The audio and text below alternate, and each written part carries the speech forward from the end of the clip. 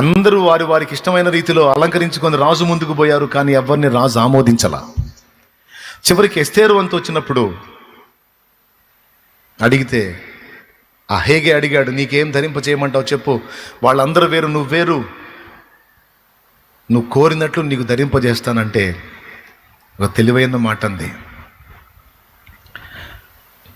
రాజుని ఇంతవరకు నేను చూడలేదు, రాజు ఇష్టాలు అయిష్టాలు రుచులు అభిరుచులు నాకేం తెలుసు, కానీ ఎప్పటి నుంచో రాజు దగ్గర ఉంటుంది నువ్వు, గనుక నేను ఏది ధరించుకుంటే రాజుకి ఇష్టమవుతానో, ఎలా ఉంటే రాజు ఆమోదిస్తాడో, అది ఎలా ఉన్నా సరే అదే ధరింపజేయి అని హేగేకి తను అప్పగించుకుంది. కానీ తన ఓన్ డైరెక్షన్ ఏది చేయలే.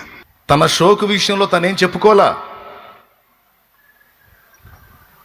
గుణవతైన స్త్రీకి కావాల్సిందేంటి, తన భర్తకి ఎలా ఇష్టమో అలా నడుచుకోవటం, తన ఇష్టం చొప్పున అవతలాన్ని బెండ్ చేయటం కాదు. తన భర్త ఇష్టము చొప్పున తను తగ్గించుకొని లోబడి నడిచేది భార్య, ఉత్తమురాలైన భార్య. ఒక్క దేవుడి విషయం తప్ప. దేవుని విషయంలో మాత్రం ఎగ్జామ్షన్ ఉంది, ఎందుకంటే భర్త కంటే కూడా శ్రేష్ఠుడు దేవుడు కాబట్టి.